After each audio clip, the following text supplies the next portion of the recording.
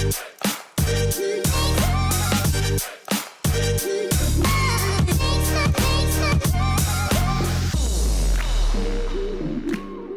everybody and welcome to this week's Motor Trade Radio podcast, brought to you in association with eBay Motors Group. It is Saturday 11th of September and you're joined by myself, Philip Nothard.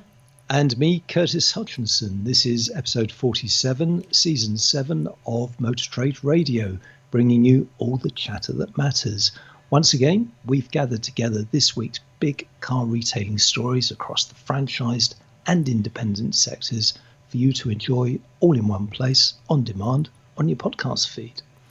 So we have got, again, a very busy episode for you today, and I think every week are becoming busy episodes, particularly as the sector is now moving into the final quarter of the year, and as we're going to cover today, first award events of the year in a physical environment have happened this week as well. So it just seems to be everything now starting to pick up a little bit as people think about the remainder of 2021 and think ahead into 2022, Curtis. Yeah, definitely. And we'll start with a shout out because you and I are back in action Tuesday morning for the EV Forum, which for anyone listening who hasn't heard of the EV Forums, they've been running for just over 12 months now. And every month they take a look at a particular aspect of EV adoption. And I introduce and co-host it, and you're joining us as one of the panelists. I am, yeah. So I hope you've got all your notes together. I will have some particularly tricky questions for you. Sure. I'm sure you will, but no. On a serious note, I mean, if you haven't caught one of these EV forums, then you do need to register, and Curtis will sort of bring up to speed where you can do that in a second, but. You know, they are a great event. The pickup in terms of audience has started to continue to increase as people have sort of gone there to understand what's happening in the EV sector, and particularly around what's happening in the fleet EV sector. And what I enjoy about them is the debate and the discussion. It isn't the fantastic presentations, fantastic speakers, but actually some great conversation and debate around the subject, and sort of gets you sort of thinking about where we're heading. Yeah, and this coming Tuesday, we're actually joined by Tim Whitworth, who's the National Fleet Business Manager at Luscombe Motors. So he will be giving a retailer's perspective, which will be of interest to anyone listening today, because it's very much what he's seeing in the market, as well as you as well, Phil, giving that retail perspective of EV adoption. So, as I say, that's live Tuesday morning at 9:30. You can register for free at 360mediagrouplimited.com, or just search on my LinkedIn or Twitter feed or Phil's, because you'll find details there.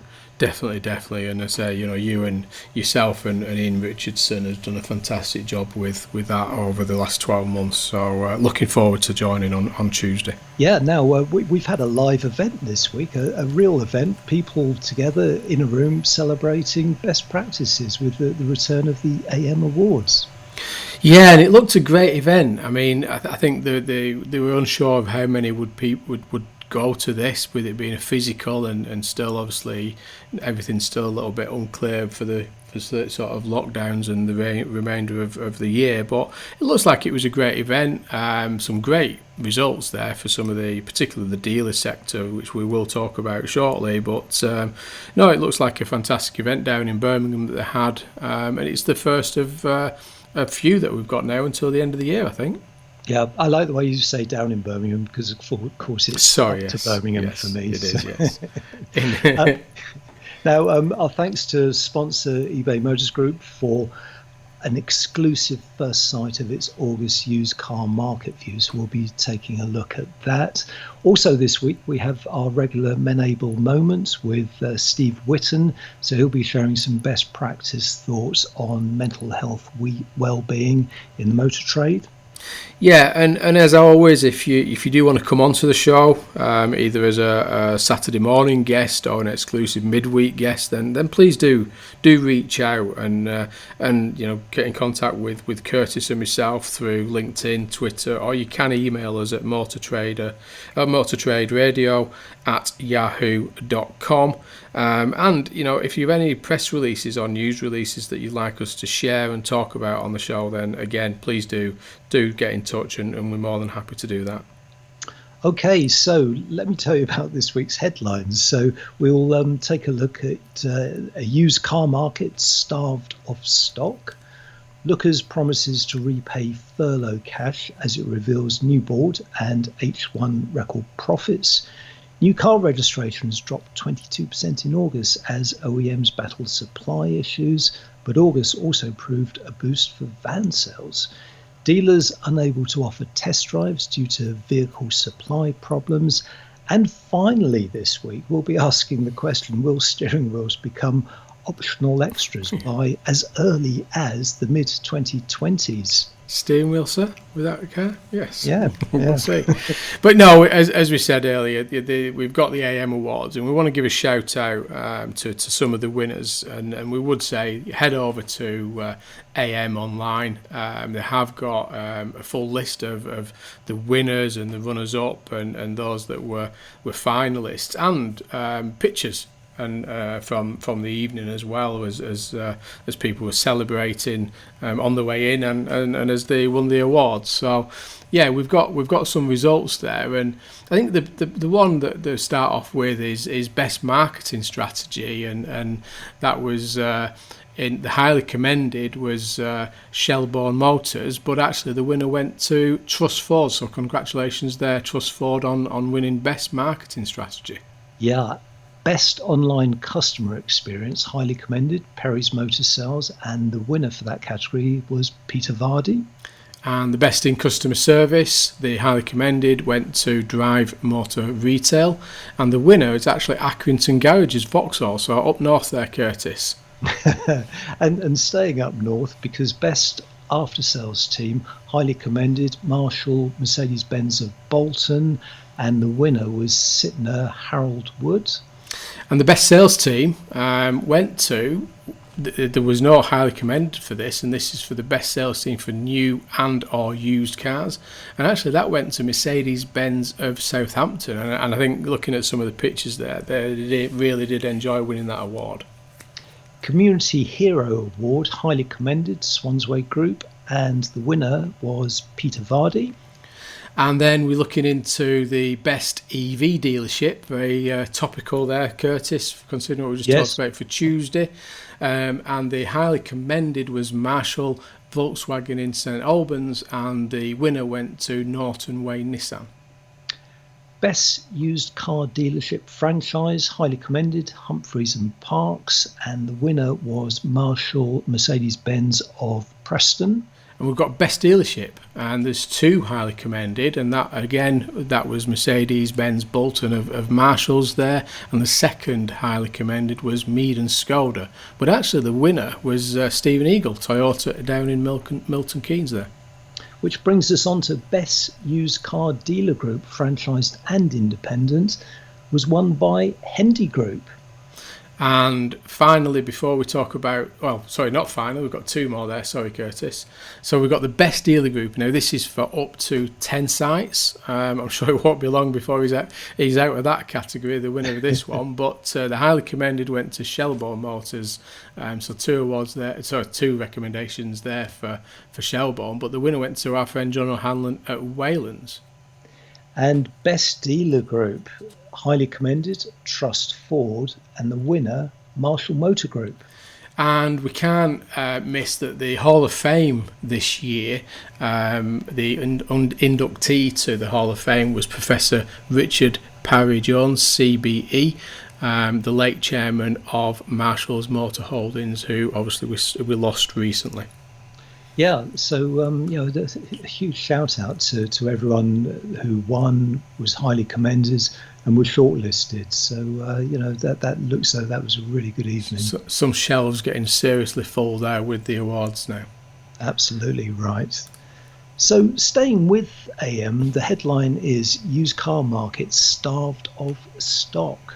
And there's a demand for compromise from dealers. Now, this is actually based on your monthly tracker, isn't it, Phil? It is, yeah, because we've been monitoring obviously performance through the wholesale sector, and I think we've talked about it several times on the podcast, where we are seeing a significant increase now in cap performance, and which is achieving around 100% now. Bearing in mind that's on all plates, on all mileages through the wholesale data that we're seeing, and actually first time conversions now has hit a record high of 87%. So you can see where the demand there is in the wholesale market, but obviously what we're trying to call out here, and I think there has been a little bit of pushback saying that they shouldn't really think about reducing the standards of stock. And I think to make this sort of put this in context, this is about thinking about your stock profile, your age profile, your mileage profile, the type of brands that you may represent, that actually as we move through and stock continues to be fairly tight, and I think we'll see some of that on the eBay Motors market review shortly, but the retailers are having to think differently. One, where they source their stock and the type of stock they do look at sourcing, and maybe need to look at a grade 3 vehicle and look at prepping up to a grade 2, grade 1, things like that at the minute. So having to think a little bit differently just to make sure that they keep their forecourts full of stock. Yeah, and there's some interesting comments within this story from some other industry people. There's Jim Holder, who's editorial director at What Car, saying that the microchip shortage has the potential to surpass COVID with its impact on the industry. So this isn't going away in a hurry. We are now living with this shortage, and according to the various reports that I've heard, I mean, it's certainly going into next year, and it's a matter of how far into next year it goes, because there's a lot of catching up to be done now. It does, and there's in this story there's that comment there from Jim Holder and Startline Motor Finance Chief Executive Paul Burgess, who we've had on the show previously. He's had in his view in terms of that potential, the government, despite the removal of government's furlough scheme, high unemployment and potential for a winter spike in COVID cases, that he suggests that normal economic rules will start to assert themselves. So again, we're starting to see what might be ahead in this fourth quarter, with the continuation of starvation of stock. And I think one thing that is clear, and we think we covered the story last week from the Financial Times around that consumer now, that there is now the national media looking at the automotive sector, looking at the used vehicle prices and the challenges faced around new vehicle supply. And I know Jim Holder is cited in other reports that he is inundated now from commentary through What Car and other areas that he operates within from consumers around the lead times, the increase in lead times, or even just where lead times keep getting changed or pushed back in the consumer space. So again, consumers are sort of all over this, and it's very much in that public arena now. Yeah, and following on from that, so this is our exclusive look at eBay Motors Group's market view for August. So stock volume per dealership, they've tracked that it's down by 5% month on month to 38.2 units. So that's down from 40.2 units in July. But, I mean, to give this some context, August 9, 2019, the average was 58.1 cars in stock. And looking at average days to sell, because these have dropped from 38.5 days in July to 34.6 days. So we're seeing significantly reduced stock levels and cars selling faster as a result. These vehicles are getting snapped up. And always worth looking at on this report is how they break down the franchise, independent and supermarket for both those stats there. So franchise dealers in August of 2019, the average stock level 63.1. That's now dropped down to 50.9 in July of this year, and further down to 46.9 in August of this year. Independents 49.7 in August of 2019, 35.5 in July, and remaining fairly stable there for independent dealers at 35.1. So only a marginal drop for independent dealers. And supermarkets, I mean, in very little movement this year, but last year in August of 2019, the average volume was 312 units. That dropped to 273 of July of this year, and a slight drop further down to 259 on average. Yeah, and in terms of advertised prices, because obviously in the previous story we were talking about what was happening in the wholesale sector. So advertised prices actually increased by 1.5% over the course of August to £12,511. And that was really driven by the car supermarket sector, which was up 3%, and the franchise sector, where prices rose 1.2%, although independents remained pretty stable month on month at a marginal drop of 0.2%. And it is, I mean, as I say, it's quite interesting there where the independents are remaining fairly stable, aren't they, through all these key indicators, and even the average days to sell. The independents of August of 2019 at 49.2 days, up to 50.7 days in July of this year, and then down to 44.1 days. So fairly stable market for independents at the minute. So they could be working very hard to maintain their stock profile at the minute.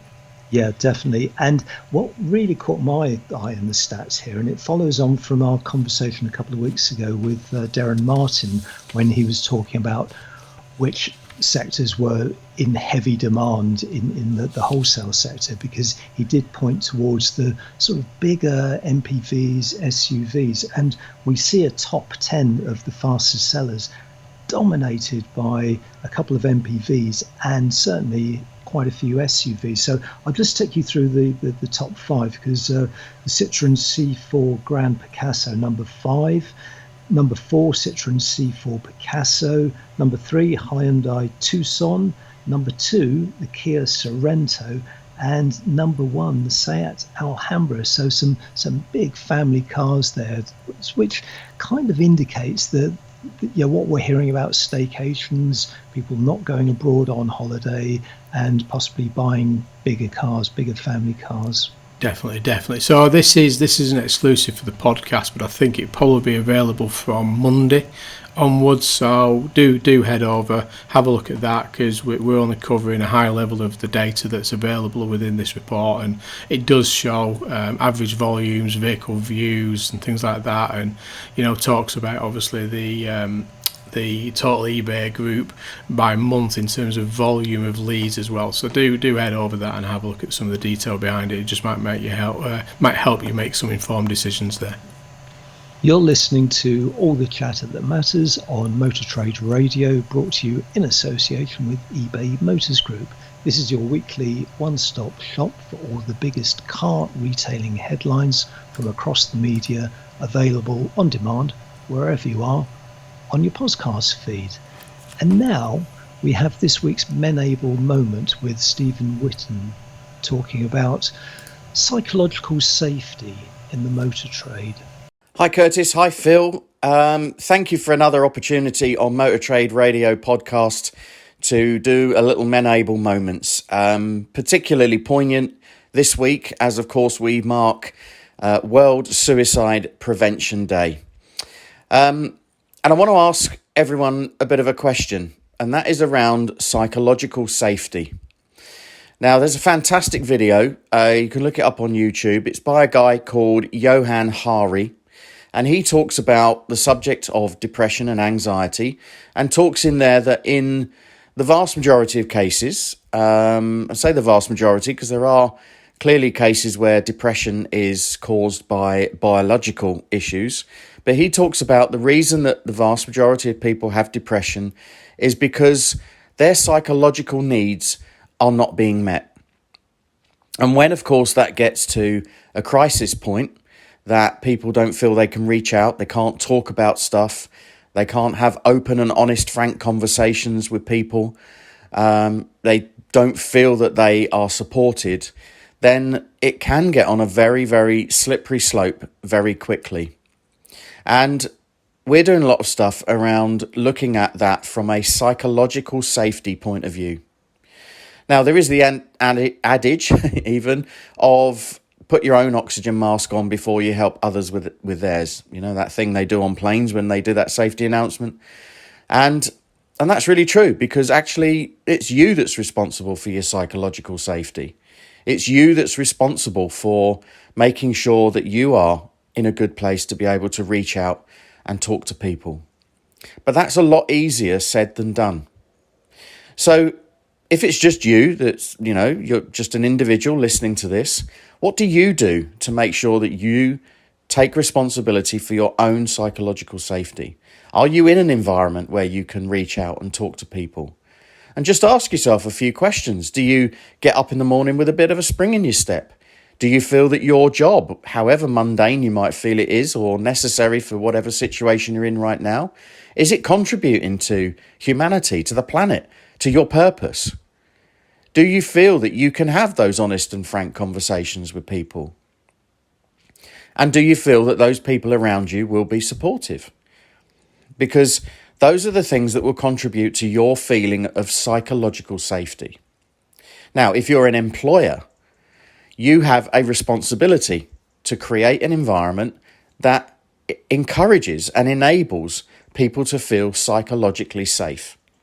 And again, you might be thinking, well, how do I go about doing that? And that's something I would love to talk to you about if you feel that you want to explore that a little bit further. But it is about creating a culture in your business that enables people to reach out, to be honest, to speak to you about what's going on. We've hear stories all the time of suicides that happen across the automotive sector, and everyone I've spoken to that's been close to that or experienced that have been absolutely shocked. So let's go back to some numbers that we've talked about before. 863,000 people in our sector.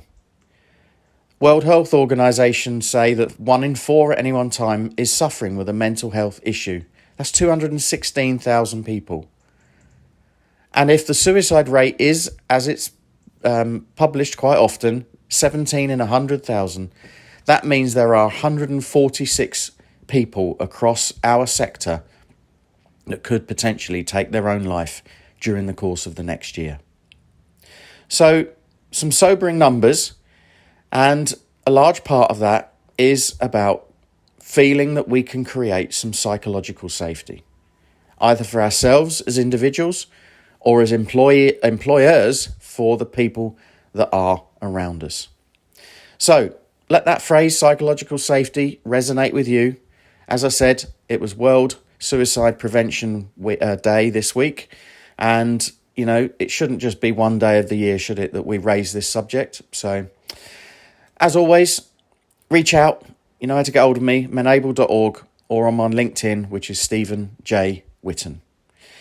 Thanks again, Phil and Curtis. You guys are doing a great job. Really appreciate what you're doing. And thanks to Motor Trade Radio Podcast for allowing us to have another Menable Moments. And I'll see you again next time. So again, there some interesting points there made by Steve and gets you thinking around some of that areas and, you know, getting you to ask yourself some questions at the minute. So again, thank you for that, Steve. It's always appreciated. Yeah, and if you do want to get hold of Steve, he's easy to find on social media, on LinkedIn and Twitter. So do head over to social media platforms to get in touch with Steve. Definitely. So moving on to the next story and maintain there with AM, and new car sales declined 22% in August as OEMs battled supply issues. A common theme here, there, Curtis. Yeah. So let's run through how August panned out. So new car regs fell 22% to just over 68,000 units in what is traditionally a quiet pre-plate change month.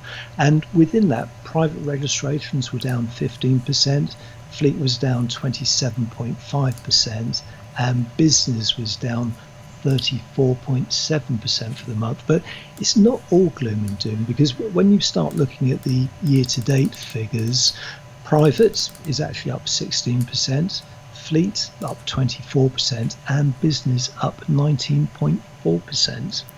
Yeah, and I think one thing to put in context for this is, with 22% is a significant drop year on year, down from the 87,000 of last year, and we have seen the highs of 92, 94,000, but the running average for between the year 2000 and 2019 is actually 77,000.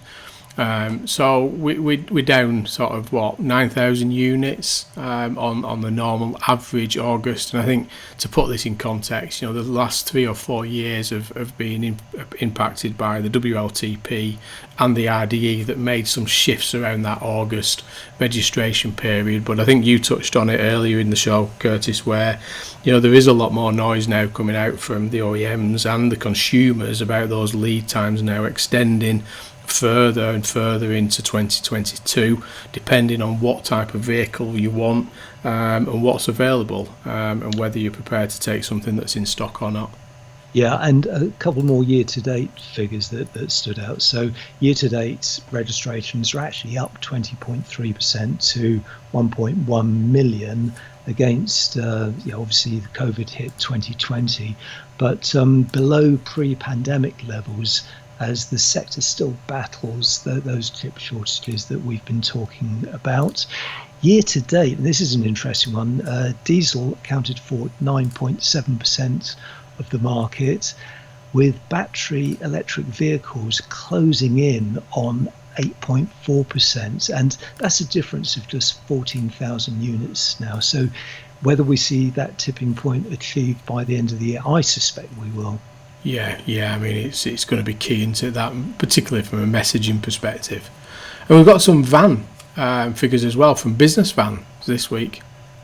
Yeah. Now, every month I sort of bemoan the fact that no one's talking about van sales, but I've come across business vans, so I'm pretty confident that we can revisit them on a monthly basis now.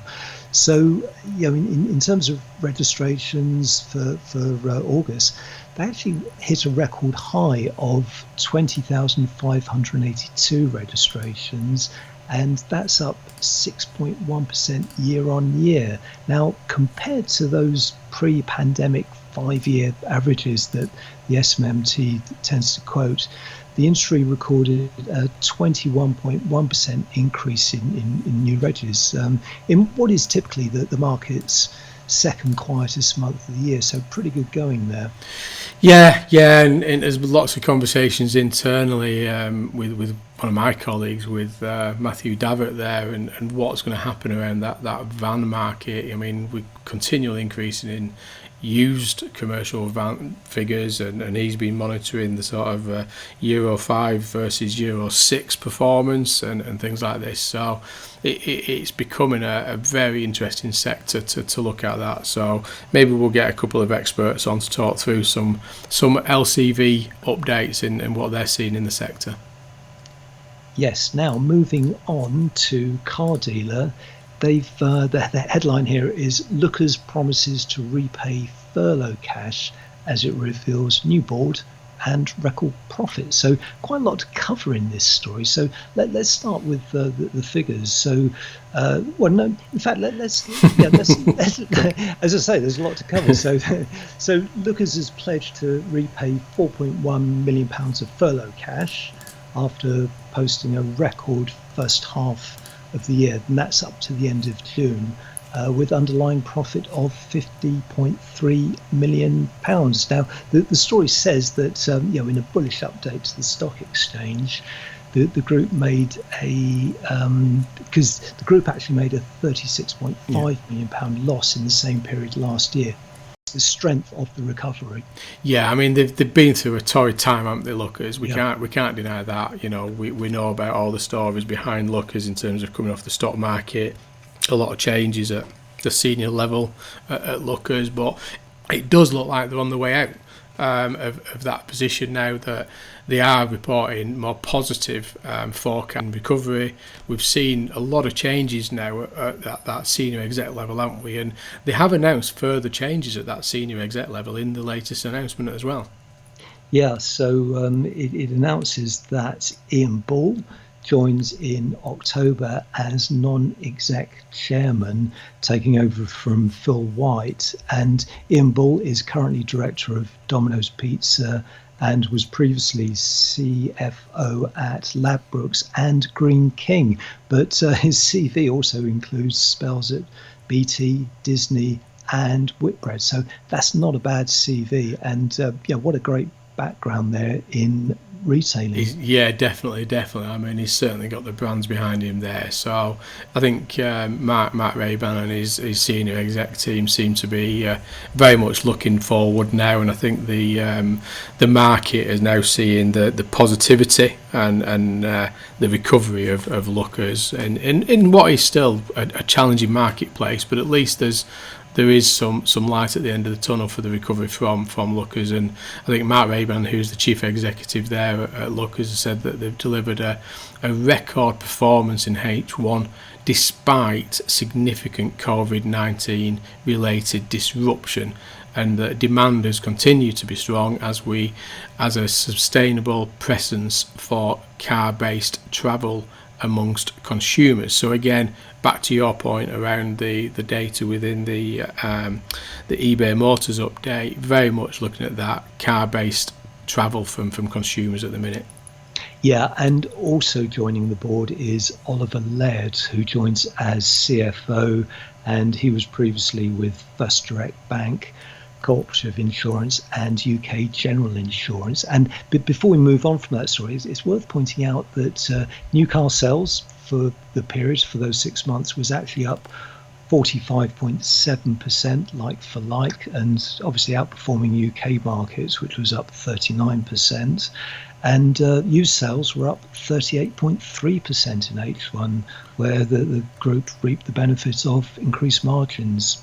Definitely. So I think we're going to be seeing a lot more from Lookers, more on a positive note now. I think we've covered many stories around the negativity of the group, but they have seemed to have turned the corner, so congratulations with that.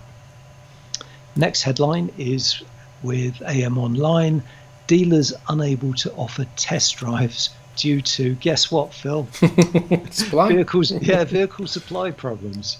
So this is an interesting story based on some research carried out by Whatcar, and they found that more than a fifth of in-market new car buyers have been unable to test drive vehicles that they're interested in buying. And the repercussions of this are pretty significant, because without a test drive, are you going to buy? Yeah, and I think this is, I mean, I've heard some of the challenge with this, that, you know, you've got these dealer groups and retailers that, you know, they have the demonstrators, the courtesy cars, and that's all about getting, should we say, bums in seats, whether they're in for a service, MOT, or they're just inquiring on a new car. And the idea is you have these, you know, the vehicles that you think they may be interested in, you get them in the car and you get them experience, you get them out in the car. And unfortunately, with the constraints on supply at the minute, many retailers haven't been able to replenish physical demonstrators, courtesy cars, showroom vehicles, because they've had to use those vehicles for retail orders, and that's, I think, now starting to cause them a bit of an issue. So you do feel for retailers, because they've gone through that click and collect environment where they couldn't test drive. Then there was the period where they could test drive under certain control measures, and now they've got no vehicles to test drive now that consumers can go out and test drive. So you do feel for them now, going through another challenge as a consequence of not necessarily COVID, but all about supply.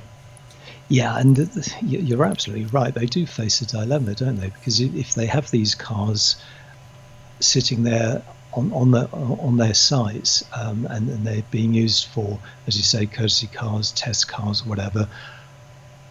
But there is a market for those cars. And as we know, people do want to buy them, and because they are late plate cars, that they are in high demand. So does the dealer keep them on their fleet to generate more sales? Because the What Cars survey actually shows that the majority of buyers, 58%, actually said they would not buy their next car without doing a test drive, and only 5% were comfortable buying a car outright without conducting a test drive. So there is a dilemma there, and I'm sure there's all sorts of pressure from OEMs as well on dealers to hold on to those cars rather than retail them. And you can't. And historically, demonstrators and courtesy cars haven't been the most profitable vehicle for retailers. It was all about that was a route to retail in new vehicles, and